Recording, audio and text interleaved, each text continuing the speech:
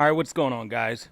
Back with another one. I wanted to do a comparison video between the iPad Pro 12.9 and the iPad Mini 6. Now, this isn't your typical comparison where, one's better than the other or there's going to be a clear-cut winner. I simply wanted to show how I use these devices in the different scenarios and kind of talk about which one works best for me in certain cases, but also how I appreciate them both. So with that being said, let's go ahead and get started.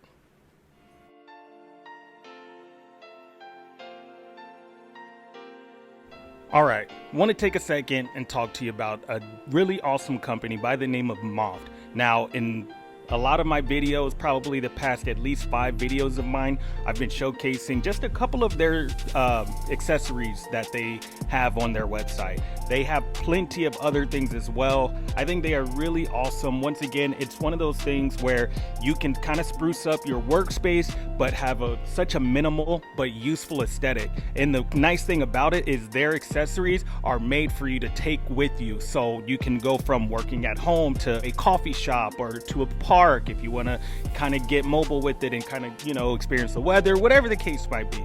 So there's a link in the description.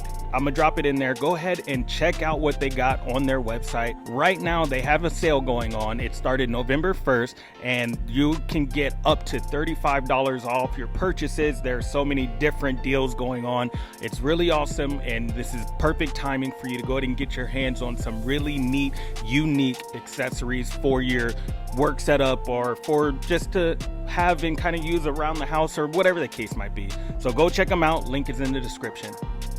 All right, so when it comes to comparing the iPad Pro versus the iPad Mini, a lot of people will hear the word Pro and think, well, yeah, that's the better one. Maybe they think it's more powerful or more useful. But like I said, with this comparison, it's simply which one works best given the certain situation you're in at the time.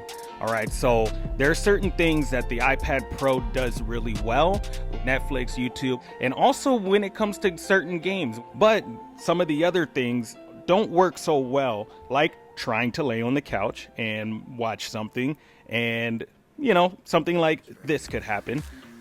Whereas the iPad Mini 6 is so small and light and still a decent sized screen because it's a small tablet, you're able to lay back and it'll be a while before you get any sort of muscle or hand fatigue or anything like that. So I think that's really awesome. When it comes to someone who may have smaller hands, as you can see, the iPad Pro is such a monster of a device, it just looks so unwieldy. And then once again, the iPad Mini 6 just looks like it's where it should be, and it's very manageable. Using the iPad Mini 6 in portrait mode to type is very comfortable. It's in that sweet spot between phone and tablet, really. Whereas the iPad Pro, you have to do so much stretching that it looks ridiculous, especially in landscape. You're stretching so far. An unpopular opinion, I actually don't mind typing in landscape on the iPad Mini 6. Yeah, you have to stretch a little bit, but because of how small and light the tablet is, it doesn't really cause that much discomfort, at least for me.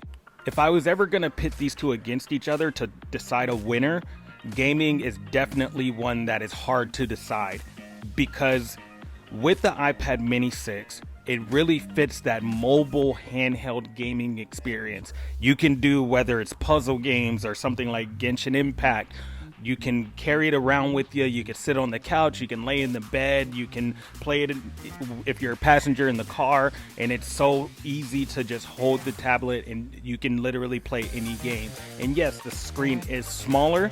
And that's one of the areas where I struggle. When it comes to especially a game like Genshin Impact, it looks beautiful. But the iPad Pro 12.9 doesn't really meet that handheld mobile gaming experience.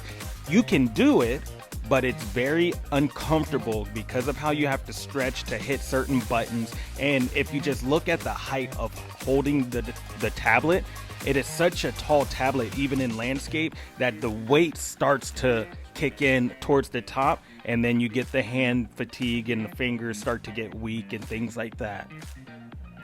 With the iPad Pro, You are going to get a 120 hertz display.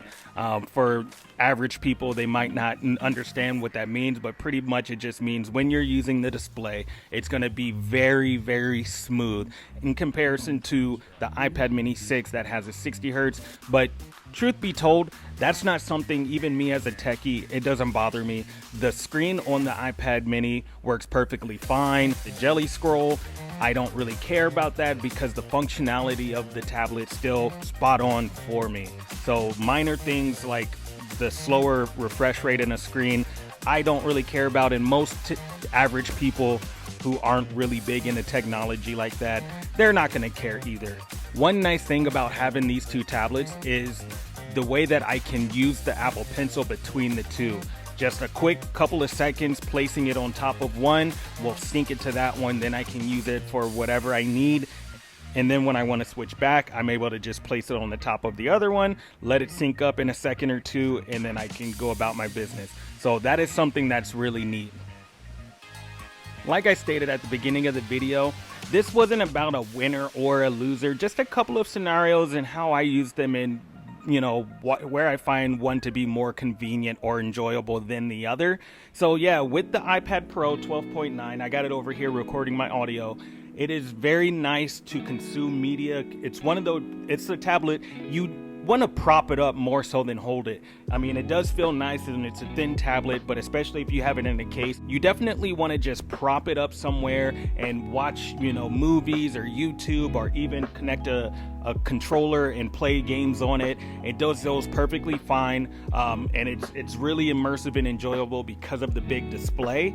Of course, doing any type of work, whether it's typing out documents, handwriting notes, or drawing diagrams or anything like that, you're gonna have the bigger canvas, so you're gonna have more space, more room to maneuver and all that.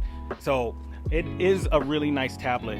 Now for me, just because once again, this is the tablet that I pick up more times than not, because it's that sweet spot, like I said, between a phone and a bigger tablet. So I have this and I can do work on it if I want to, but to just be able to sit on the couch and do some gaming and even, shoot text messages, even emails, and it just fits all of those boxes so nice.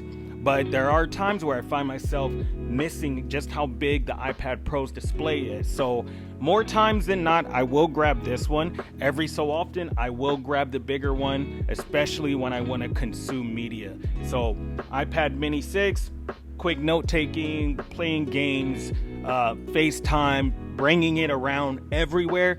This one is definitely going to do that a lot easier. It can fit into pockets, let alone any kind of bag you want to put it in. The bigger boy, that one is definitely kind of meant for being stationary. You can carry it around, but hopefully you've been hitting the gym a little bit and you're able to sustain holding such a heavy device for extended periods of time. So with that being said, that's been it.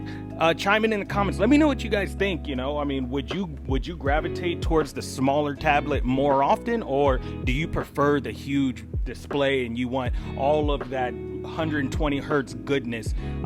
Let me know in the comments. And with that, I appreciate you watching. I'll see you guys in the next video. Take care.